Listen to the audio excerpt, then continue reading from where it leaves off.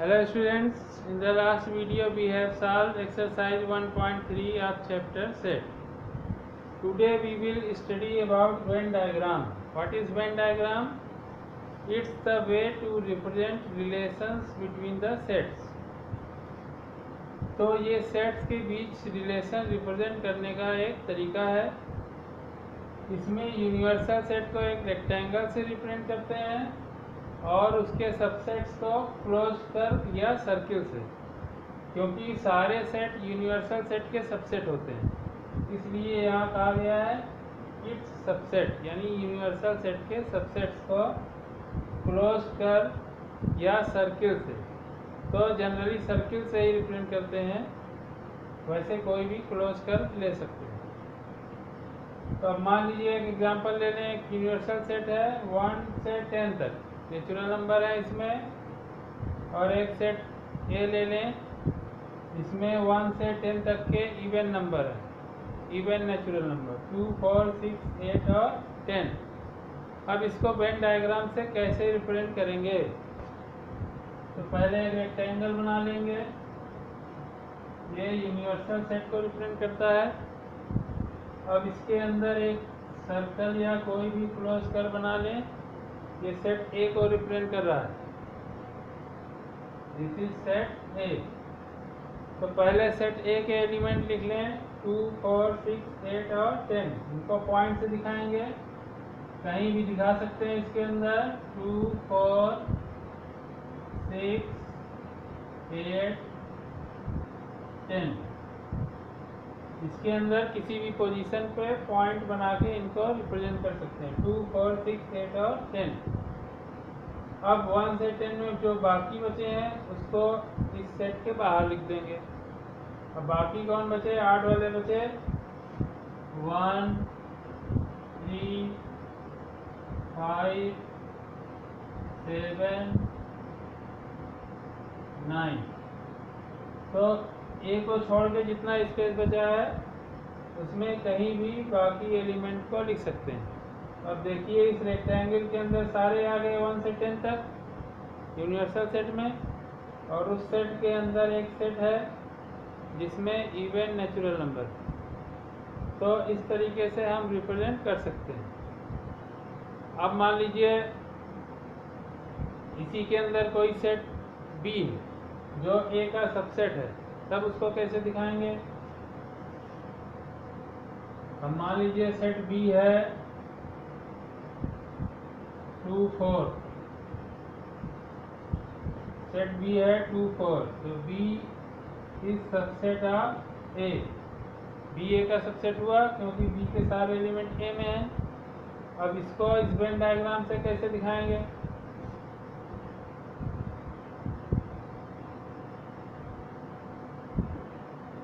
अब इसमें ए बना लेंगे सेट, और उसी के अंदर बना देंगे बी। अगर बी ए का सबसेट है तो बी के सारे एलिमेंट ए में हैं, तो बी को ए के अंदर बनाएंगे। जो सबसेट होगा वो अंदर रहेगा और जो सुपर सेट होगा वो बाहर रहेगा। जैसे यहाँ बताए थे यूनिवर्सल सेट सुपर सेट होता है सबका, तो हमेशा सबसे बाहर रहेगा। उसका सबसेट ए था तो उसके अंदर, अब बी उसका सबसेट हो गया तो वो ए के अंदर। अब एक बी के एलिमेंट है 2, 4, इसको 2, 4 बी के अंदर बना देंगे, ठीक है। अब बाकी बचे ए में कौन? 6, 8 और 10।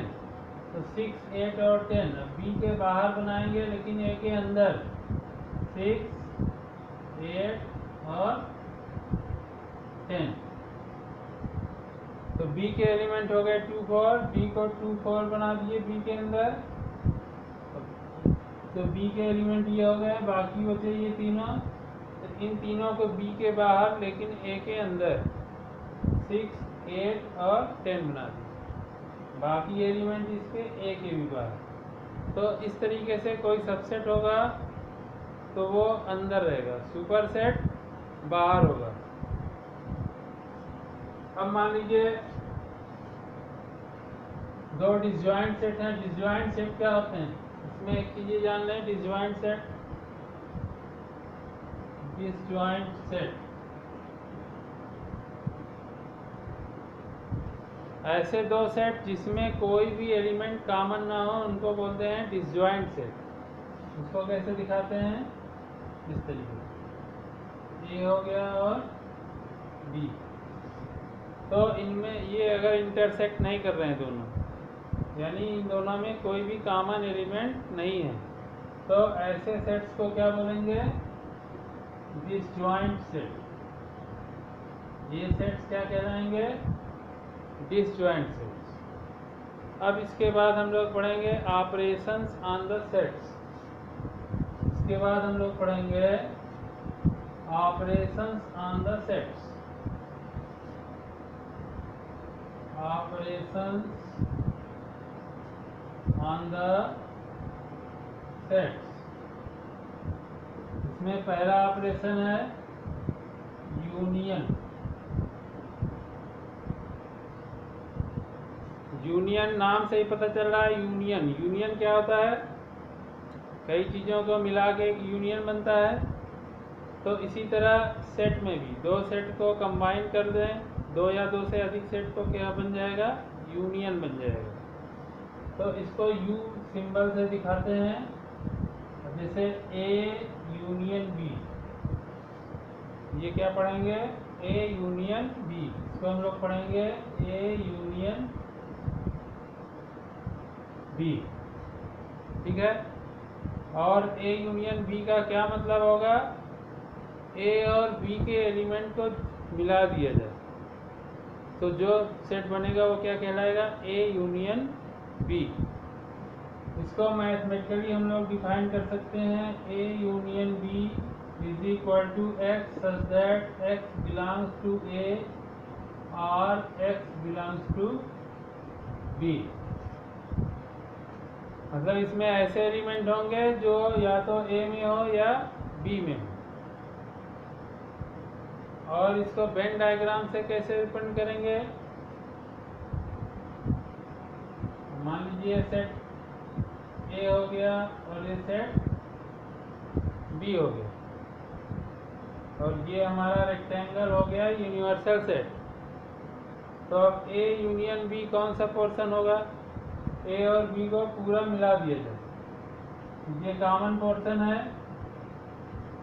तो पूरा सेडेड कर दिया जाए। ये पूरा पोर्शन क्या कहलाएगा, ए यूनियन बी, ठीक है। ये पूरा ए और बी को सेडेड कर दिया जाए तो क्या कहलाएगा, ए यूनियन बी। अब इसको नंबर्स कुछ ले लें एग्जाम्पल से। जैसे मान लीजिए ए है 1 2 3 4, सेट बी है 3 4 5 6। तो ए यूनियन बी क्या होगा, ए यूनियन बी क्या हो जाएगा, 1 2 3 4 5 और 6 दोनों को कंबाइन कर दिया जाए। जब कंबाइन करेंगे तो जो एलिमेंट कॉमन है उसको एक ही बार लिखा जाएगा। अब जैसे दो टीमें हैं, मान लीजिए टीम ए टीम बी। टीम ए के भी प्लेयर 3 और 4 हैं, टीम बी के प्लेयर भी 3 और 4 हैं। तो अगर दोनों टीमों को मिला के एक टीम बनेगी तो 3 और 4 दो बार तो आएंगे नहीं, एक ही बार आएंगे। तो इस तरीके जो कॉमन एलिमेंट होगा उसको एक ही बार लिखेंगे और बाकी जो नॉन कॉमन है उनको भी लिख देंगे। तो इसमें वही एलिमेंट है जो या तो ए में है या बी में है। तो इस तरह ए यूनियन बी तो मैथमेटिकली डिफाइन करेंगे, A union B is equal to x such that x belongs to A और एक्स बिलोंग्स टू बी। और इसमें कौन सा पोर्शन आएगा, पूरा ए और बी पूरा साइडेड कर देंगे तो ये रिप्रेजेंट करेगा ए यूनियन बी को। अब इसमें कुछ पॉइंट्स जान लें। अब ये सिंपल है। अब जैसे मान लीजिए A is subset of B, अगर ए बी का सबसेट है देन ए यूनियन बी क्या होगा। इसको वेन डायग्राम से भी समझ सकते हैं। ए इज सबसेट ऑफ बी, यानी बी सुपर सेट ऑफ ए, तो बी ऊपर रहेगा बाहर और ए उसके अंदर रहेगा, क्योंकि ये सबसेट है। ये बी हो गया और ये ए उसका सबसेट, उसके अंदर ये यूनिवर्सल सेट। अब ए यूनियन बी, तो ए और बी पूरा पोर्शन साइडेड किया जाता है। ये पूरा साइडेड कर देंगे तो क्या बन जाएगा, बी तो बनेगा बड़ा वाला, तो सुपर सेट होगा वही आएगा। यूनियन करने पे अगर एक सेट दूसरे का सबसेट है तो उनका यूनियन करने पे सुपर सेट आएगा, यानी कि बी। इसी तरीके से अगर बी सबसेट ऑफ है, यहाँ ए सुपर सेट है, देन ए यूनियन बी क्या आ जाएगा, जो सुपर सेट होगा, यानी कि ए। तो अगर दो सेट एक दूसरे के सबसेट हैं तो यूनियन करने पे क्या आएगा, सुपर सेट। यहाँ पे क्या बन जाएगा, सुपर सेट। वेन डायग्राम से भी उसको समझ सकते हैं। अब इसके बाद है properties of union. Properties of union. अब इसमें पहली प्रॉपर्टी है A union B is equal to B union A. ये प्रॉपर्टी सभी लोग जानते होंगे, पढ़े होंगे। इसमें ऑर्डर या क्रम बदल गया है, तो इस प्रॉपर्टी क्या कहते हैं, commutative.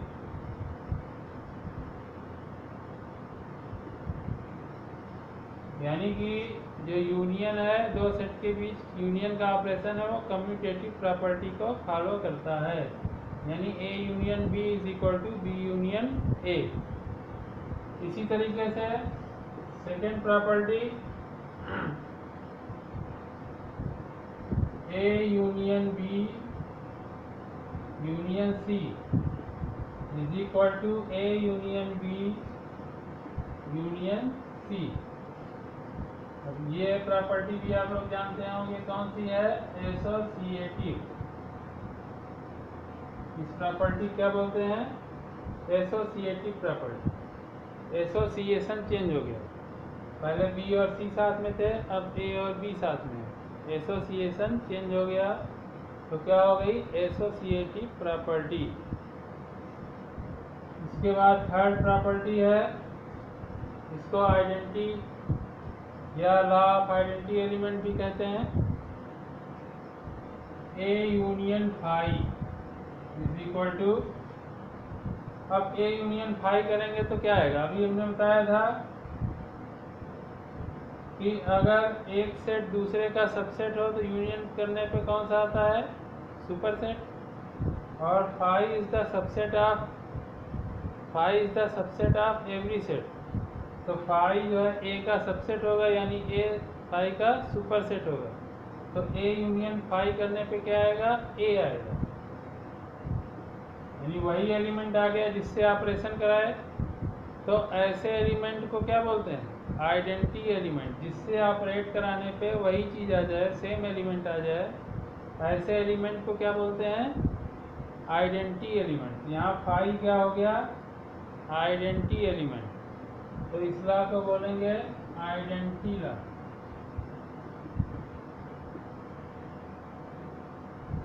Phi is the identity element,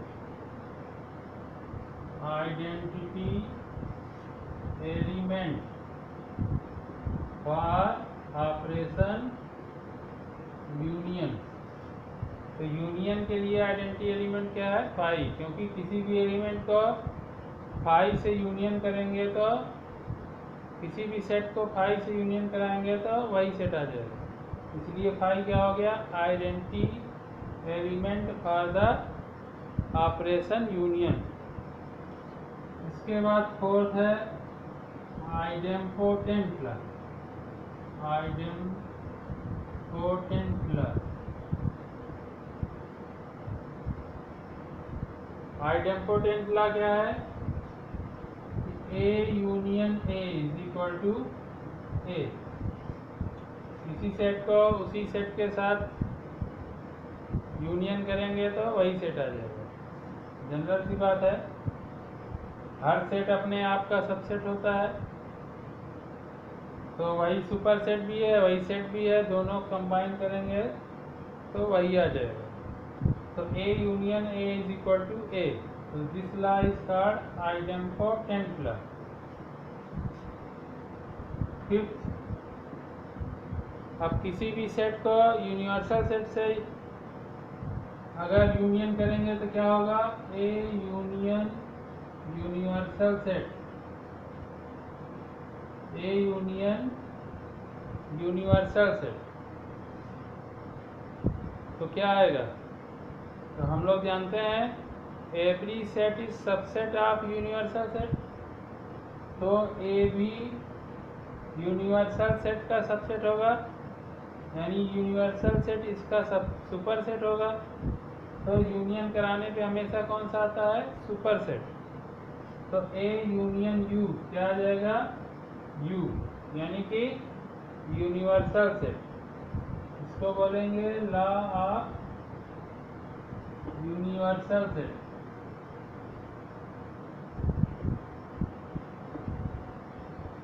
ठीक है, तो दिस इज अबाउट यूनियन।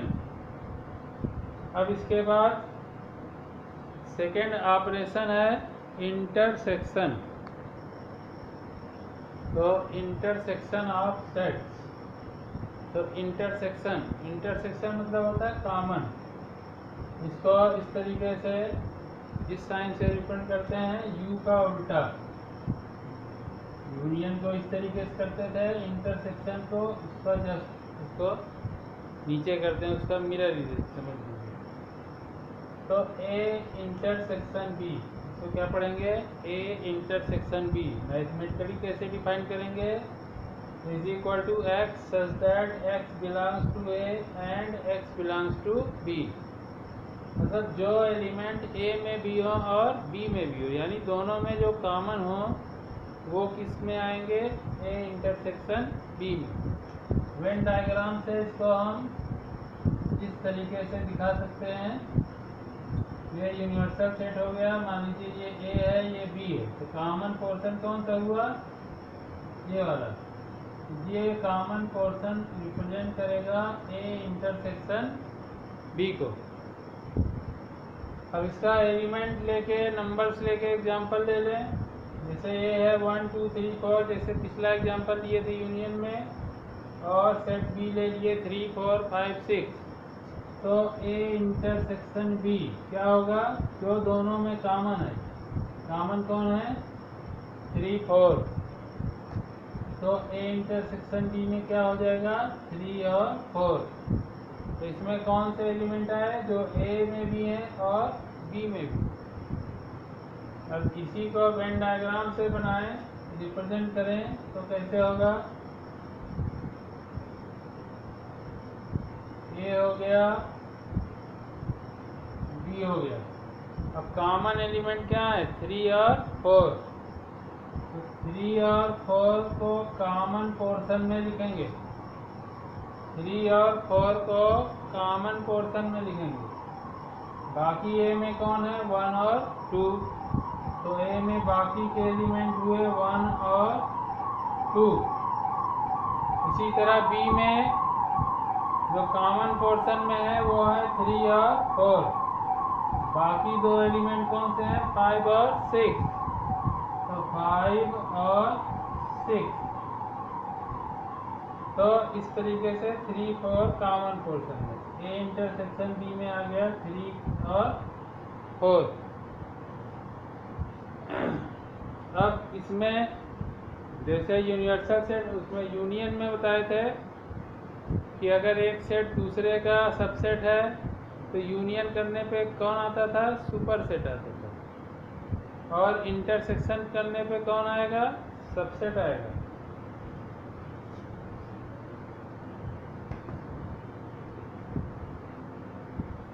अब जैसे मान लीजिए A is subset of B, A is subset of B, तो A intersection B is equal to क्या होगा, यूनियन में सुपर सेट आता था, इसमें सबसेट आएगा, ए सबसेट ऑफ बी, तो ए इंटरसेक्शन बी करने पर कौन आएगा, सबसेट। इस तरीके से याद रख सकते हैं, यूनियन में सुपर सेट आएगा और इंटरसेक्शन करने पे सबसेट आएगा। इसको वेन डायग्राम से भी समझ सकते हैं।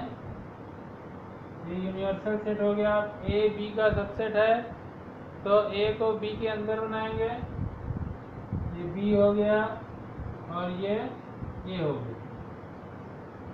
अब इंटरसेक्शन मतलब क्या होता है, जो दोनों में कॉमन हो, तो ए इंटरसेक्शन बी का मतलब हुआ वो पोर्शन जो ए और बी दोनों में हो, दोनों में कॉमन हो, तो बी में भी हो और ए में भी हो, वो पोर्शन कौन सा हुआ, यही तो हुआ, क्योंकि ये पोर्शन यहाँ वाला बी में तो है लेकिन ए में नहीं है, तो यही ए वाला पोर्शन जो है वो ए में भी होगा और बी में भी होगा।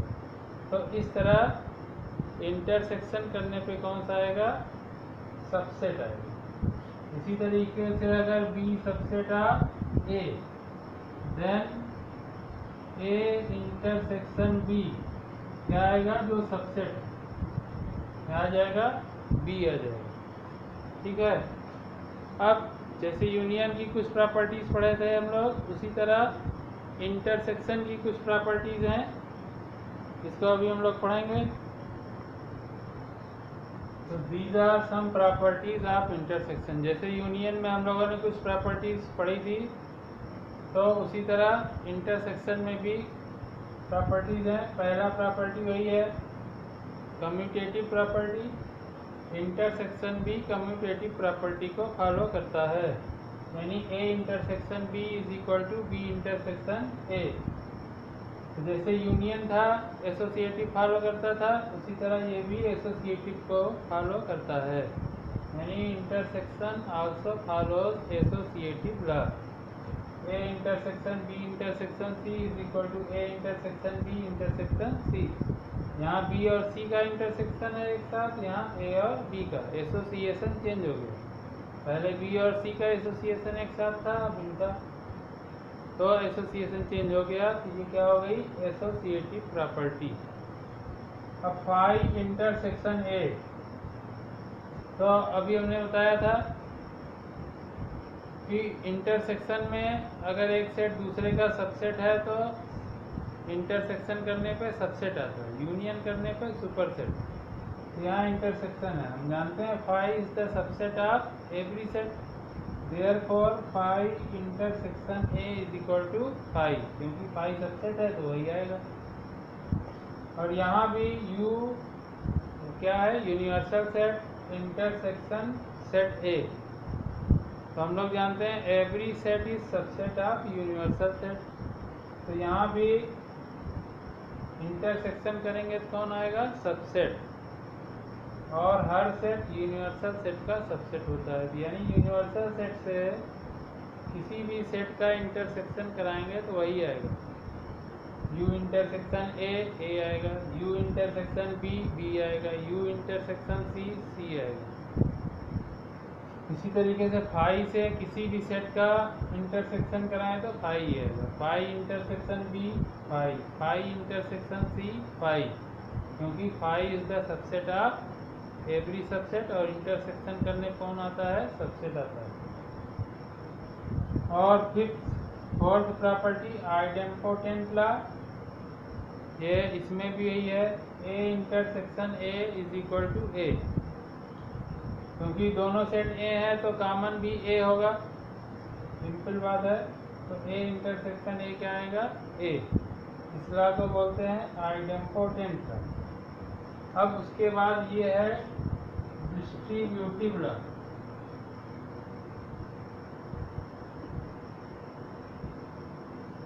डिस्ट्रीब्यूटिव लॉ तो हम लोग छोटी क्लास में पढ़े हैं, जैसे डिस्ट्रीब्यूटिव लॉ हम लोग वहाँ पढ़े थे, A multiply B plus C is equal to A multiply B plus A multiply सी।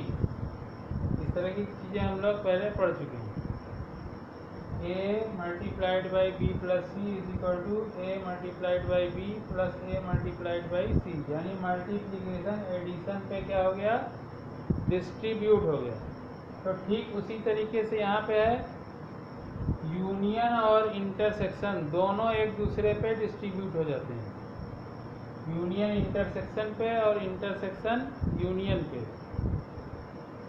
अब A union B intersection C, तो क्या हो जाएगा, ए यूनियन बी, और बीच का साइन यही रहेगा, ये चीज ध्यान देंगे, ये साइन दोनों के साथ आएगा, बीच का साइन वही रहेगा, ए यूनियन बी, जैसे यहाँ था बीच का साइन प्लस है तो प्लस रहा, और ये मल्टीप्लाई दोनों के साथ आ गया। इसी तरह यहाँ पे भी होगा, A union B intersection C is equal to A union B, बीच का साइन क्या है, इंटरसेक्शन, यहाँ हो गया इंटरसेक्शन ए यूनियन सी, तो ये हो गया यूनियन डिस्ट्रीब्यूट हो गया इंटरसेक्शन पे। इसी तरह इंटरसेक्शन डिस्ट्रीब्यूट हो जाएगा यूनियन पे, A intersection B union C is equal to A intersection B, और बीच का साइन यूनियन है तो बीच का साइन यूनियन ही रहेगा, और ये इंटरसेक्शन दोनों के साथ आ जाएगा, A intersection B union A intersection C, ठीक है। तो ये चीज ध्यान देंगे कि बीच का साइन यहाँ आएगा, और ये जो यूनियन है या इंटरसेक्शन है ये दोनों के साथ आएगा, इस लॉ को बोलते हैं हम लोग डिस्ट्रीब्यूटिव लॉ। अब एक ऑपरेशन और बचा है लास्ट, डिफरेंस ऑफ सेट्स। तो लास्ट ऑपरेशन है difference of sets, a minus B, a minus B is equal to x such that x belongs to a and x does not belongs to b। Mathematically इसको कैसे define करेंगे, x such that x belongs to a and x does not belongs to b, मतलब ऐसे element जो a में हो लेकिन b में ना हो। तो इसको ऐसे वेन डायग्राम से समझ सकते हैं, a हो गया और b हो गया। तो ऐसे एलिमेंट लेने हैं जो a में तो हों लेकिन b में ना हो। इसको सिंपली हम समझ सकते हैं, a के ऐसे एलिमेंट जो b में भी हों उनको भगा देंगे, उनको हटा देंगे। तो जो कॉमन पोर्शन है उसको हटा देंगे, जो बचेगा वो क्या हो जाएगा, a माइनस बी। ये पोर्शन क्या होगा, a माइनस बी, a में से b वाले एलिमेंट अगर हैं तो उसको हटा देंगे, तो बचा हुआ पोर्शन क्या कहलाएगा, a माइनस बी।